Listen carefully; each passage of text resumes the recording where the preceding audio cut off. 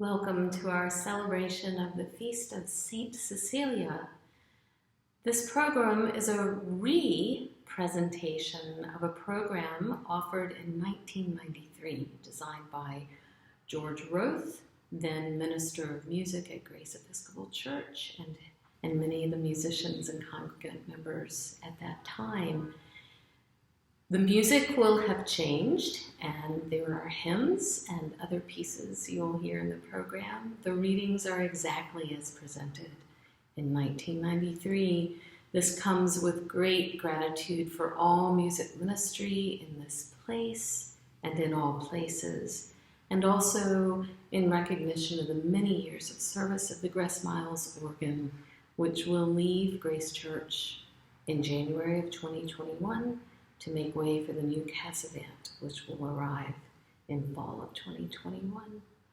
So, celebrating Saint Cecilia.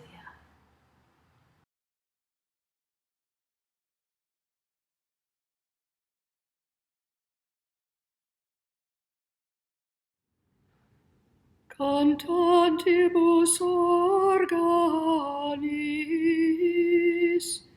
Cecilia Domino decantabat dicens, fiat cor meum immaculatum, ut non confundar. Cantantibus organis,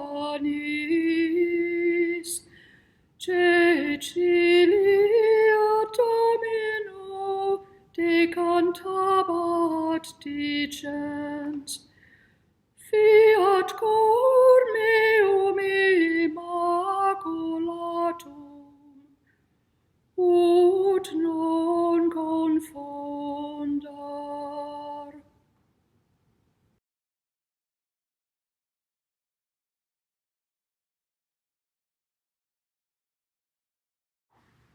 Here beginneth the second nonnestal of the leaf of Saint Cecilia.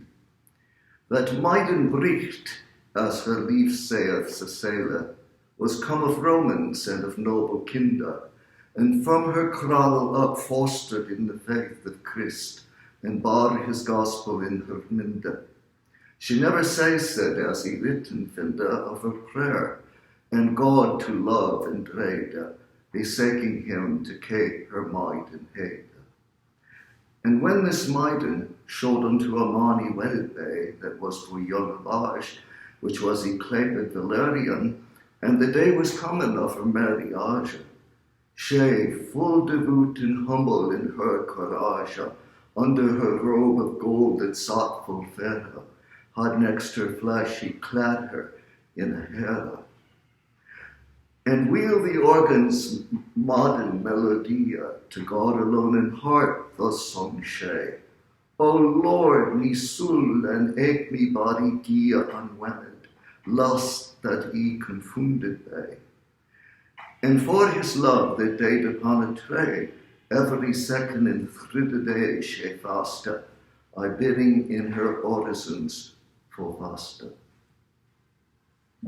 This maiden bright Cecilia, her life saith, was Roman born and of a noble kind, and from the cradle tutored in the faith of Christ, and bore his gospel in her mind.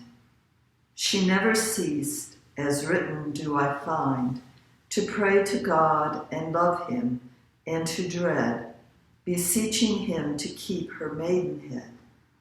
And when this maiden must unto a man be wedded, who was a young man in age, and who had his name Valerian, and when the day was come for her marriage, she, meek of heart, devout, and ever sage, under her robe of gold, well made and fair, had next to her body placed a shirt of hair. And while the organ made its melody, to God alone within her heart sang she, O Lord, my soul and body guide to thee, unsoiled, lest I in spirit ruined be. and for his love who died upon a tree, each second or third day she used to fast, and ever prayed she till the day was past. So begins the legend of Saint Cecilia, as Chaucer put it into the mouth of the nun in his Canterbury Tales.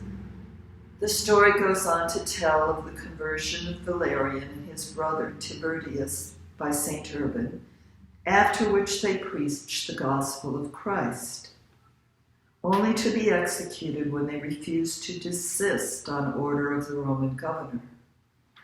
Cecilia was at first spared, but later was martyred when she refused to sacrifice to the pagan gods. Though the saint's historical connection with music in general, and the organ in particular, has been the subject of some lively scholarly debate, those of us who are musicians, and especially organists, know that, yes, Virginia, there is a Santa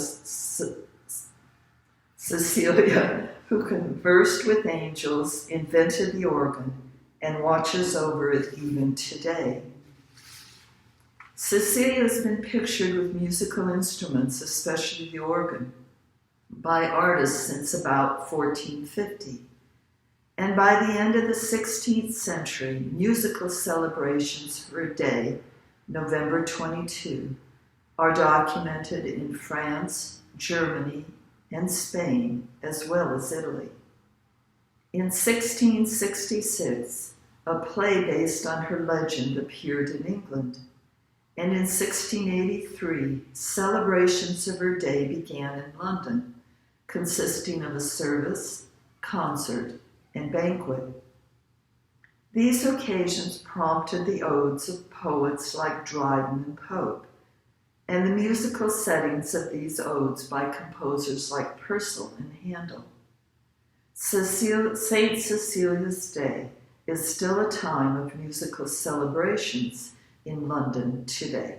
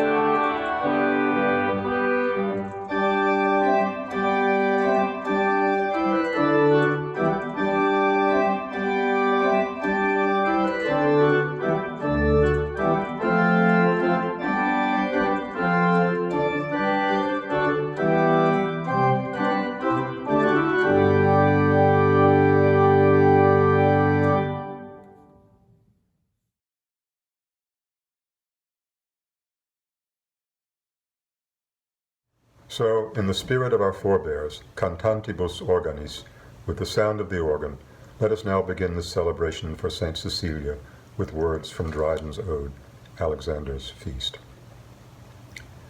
Thus long ago, ere heaving bellows learned to blow, while organs yet were mute, Timotheus to his breathing flute and sounding lyre could swell the soul to rage or kindle soft desire.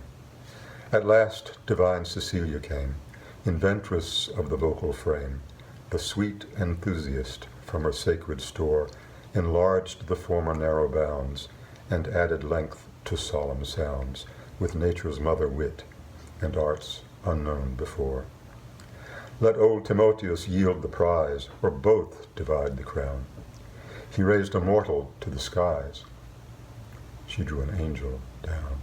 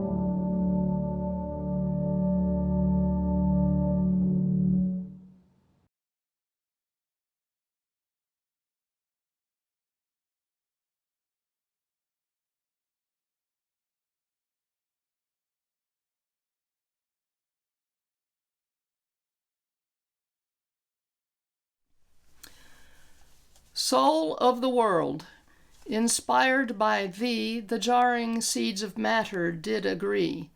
Thou didst the scattered atoms bind, which, by thy laws of true proportion joined, made up of various parts one perfect harmony.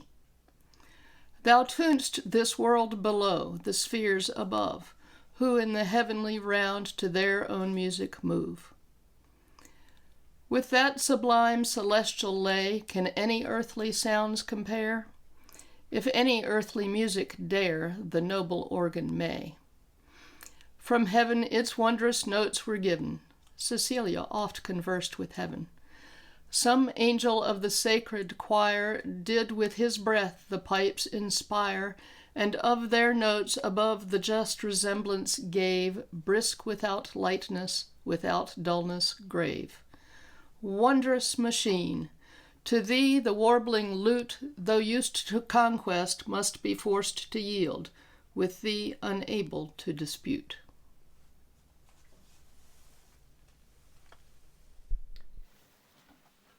How can I keep from singing?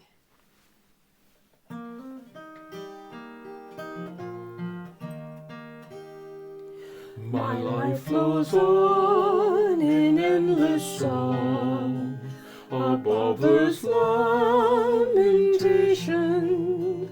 I hear the reel, the far-off hymn that hails a new creation.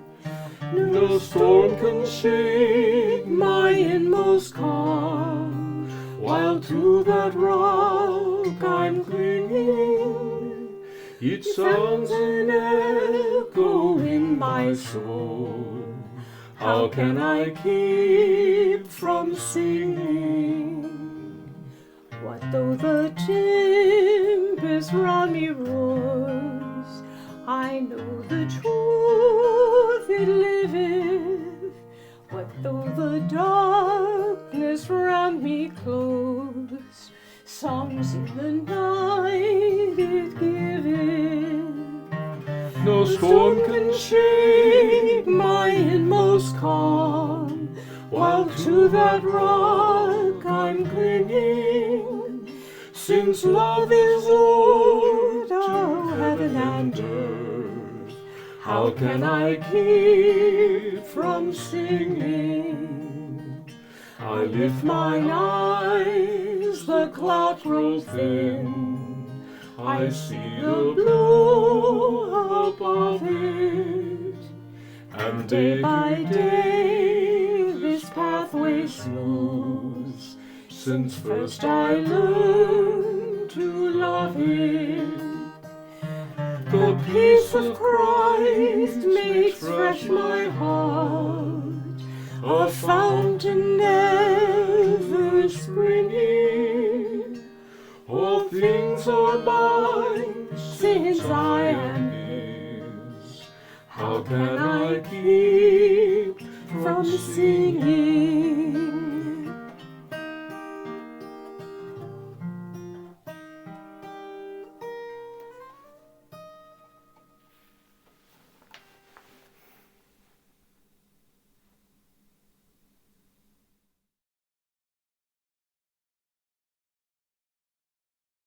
From Music in the Church by George Bernard Shaw.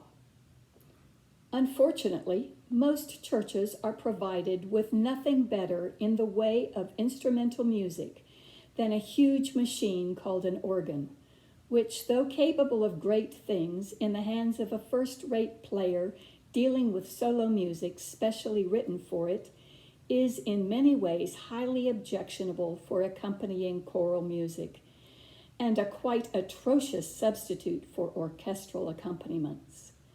The manipulator of this mechanical monster is generally underpaid. His authority in directing the services is jealously limited by the clergyman, and he is relegated to a social status intermediate between that of a gentleman and an organ blower or grave digger.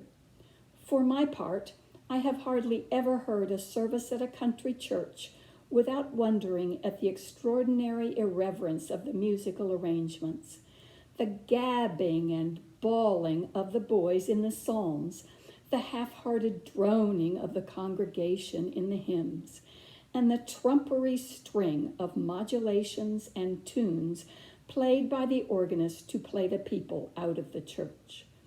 Let every one of musical pretensions do his or her best to discredit the notion that the organ is a specially sacred kind of music machine. It is, as a matter of fact, quite the reverse, for I doubt if there is any instrument which so frequently and irresistibly provokes the player to profanity. Indeed, organists are far from being the majestic and self-contained men their office might lead outsiders to expect.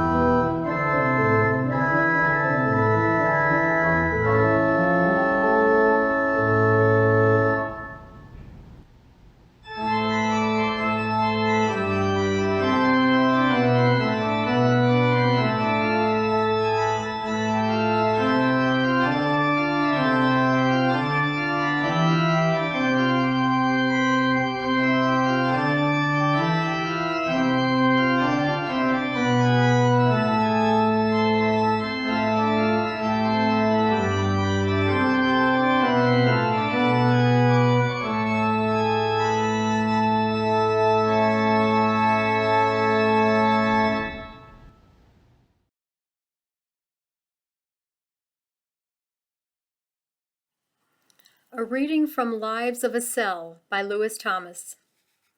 Let us assume that there is indeed sentient life in one or another part of remote space, and that we will be successful in getting in touch with it. What on earth are we going to talk about? Perhaps the safest thing to do at the outset, if technology permits, is to send music. This language may be the best we have for explaining what we are like to others in space with least ambiguity. I would vote for Bach, all of Bach, streamed out into space over and over again. We would be bragging, of course, but it is surely excusable for us to put the best possible face on at the beginning of such an acquaintance.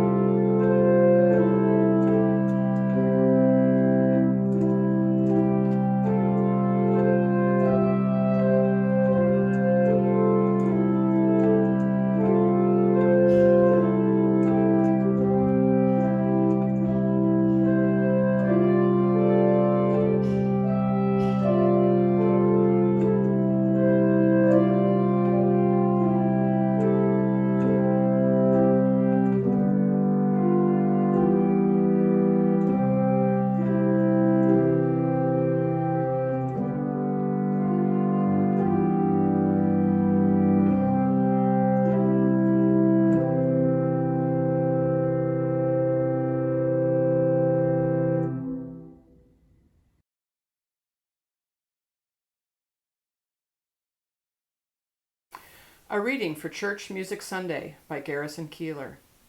On Church Music Sunday in churches all over America, congregations will be praying for the forgiveness of organists and music directors. As it says in the book of Acts, the 29th chapter, "And it came to pass that when Paul was at Corinth, he and certain disciples came upon a mob that was stoning an organist. And Paul said unto them, What then hath he done unto thee, that his head should be bruised? And the people cried with one voice, He hath played too loud.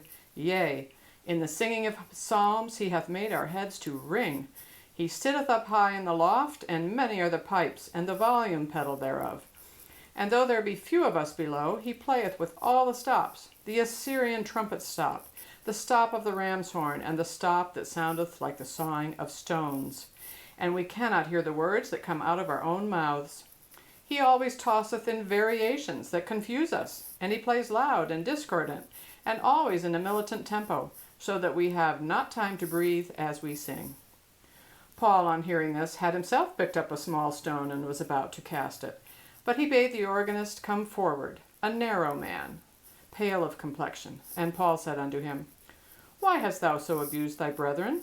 And the organist replied, I could not hear them sing from where I sat, and therefore played the louder, so to encourage them. And Paul turned round to the mob and said, Let him who has never played an organ cast the first stone. And they cast stones for a while until their arms were tired. And Paul bade the organist repent, and he did. And Paul said unto him, Thou shalt take up the flute, and play it for 20 years to cleanse thy spirit.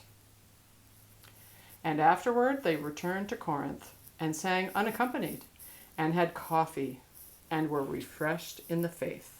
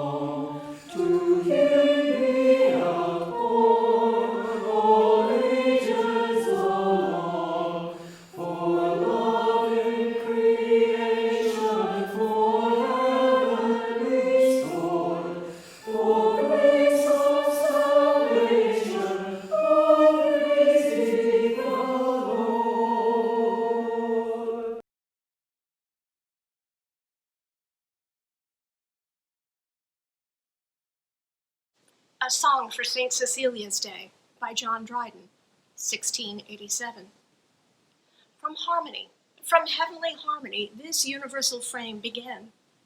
When nature underneath a heap of jarring atoms lay, and could not heave her head, the tuneful voice was heard from high, Arise, you more than dead. Then cold and hot and moist and dry, in order to their stations leap, and music's power obey. From From heavenly harmony this universal frame began, though all the compass of the notes it ran, the diapason closing full in man. What passion cannot music raise and quell? When Jubal struck the chorded shell, his listening brethren stood around, and wondering, on their faces fell to worship that celestial sound. Less than a god, they thought, there could not dwell within the hollow of that shell, that spoke so sweetly and so well. What passion cannot music raise and quell? The trumpet's loud clangor excites us to arms, with shrill notes of anger and mortal alarms. The double, double, double beat of the thundering drum cries, "Hark, the foes come! Charge, charge! 'Tis too late to retreat!" The soft, complaining flute in dying notes discovers the woes of hopeless lovers, whose dirge is whispered by the warbling lute. Sharp violins proclaim their jealous pangs and desperation, furious, frantic indignation, depths of pains and heights of passion for the fair, disdainful dame. But oh, what art can teach, what human voice can reach the sacred organ's praise, notes inspiring love, notes that wing their heavenly ways to mend the choirs above. Orpheus could lead the savage race, and trees uprooted left their place, sequacious of the lyre. But bright Cecilia raised the wonder higher, when to her organ vocal breath was given. An angel heard, and straight appeared, mistaking earth for heaven. As for the power of sacred lays, the spheres began to move, and sung the great Creator's praise to all the blessed above. So when the last and dreadful hour this crumbling pageant shall devour, the trumpet shall be heard on high, the dead shall live, the living die, and music shall untune the sky.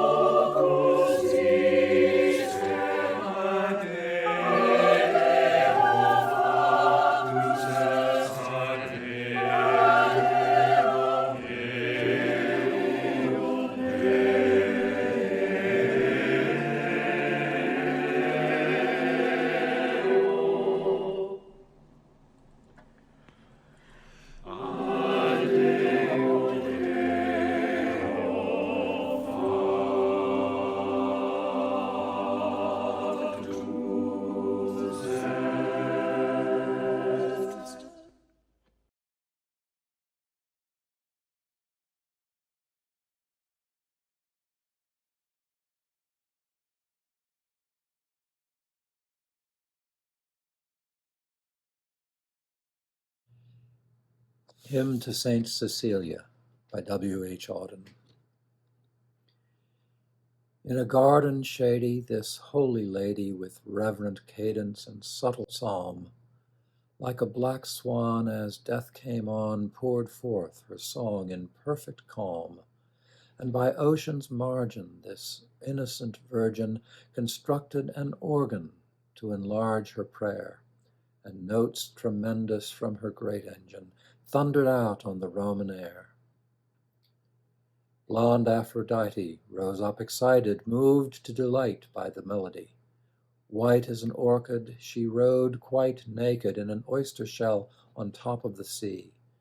At sound so entrancing, the angels dancing came out of their trance into time again, and around the wicked in hell's abysses the huge flame flickered and eased their pain. Blessed Cecilia, appear in visions to all musicians, appear and inspire. Translated daughter, come down and startle composing mortals with immortal fire.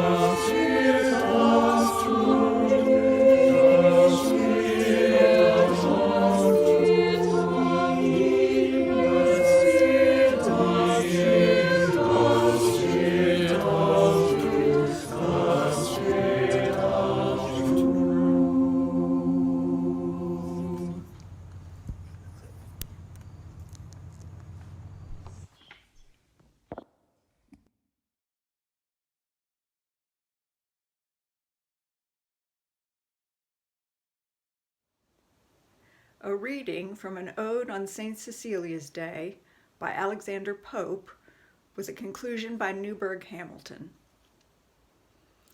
Music the fiercest grief can charm, and fate's severest rage disarm. Music can soften pain to ease, and make despair and madness please. Our joys below it can improve, and antedate the bliss above. This the divine Cecilia found, and to her Maker's praise confined the sound.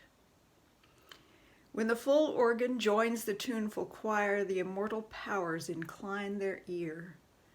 Borne on the swelling notes our souls aspire, while solemn airs improve the sacred fire, and angels lean from heaven to hear. Of Orpheus now no more let poets tell. To bright Cecilia greater power is given. His numbers raised a shade from hell. Hers lift the soul to heaven. Your voices tune and raise them high till they echo from the vaulted sky the blessed Cecilia's name. Music to heaven and her we owe. The greatest blessing that's below, sound loudly then her fame. Let's imitate her notes above, and may this evening ever prove sacred to harmony and love.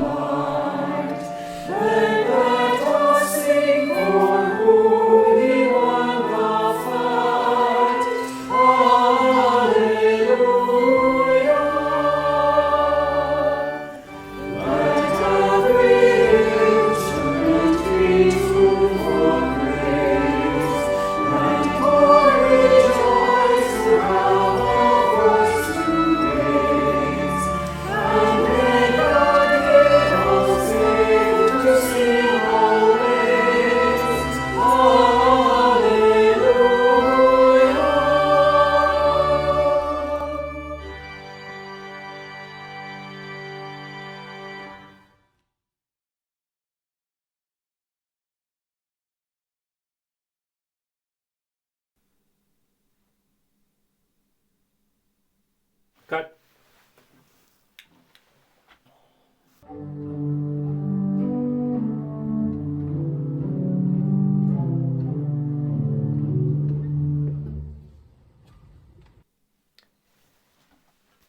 How can I keep from singing? Take, I don't know, what are we up to? 425? Yeah, something okay, like that. something like that. Dear Martha, I am doing relay races up and down the hall, making lots of noise. Love, Luther.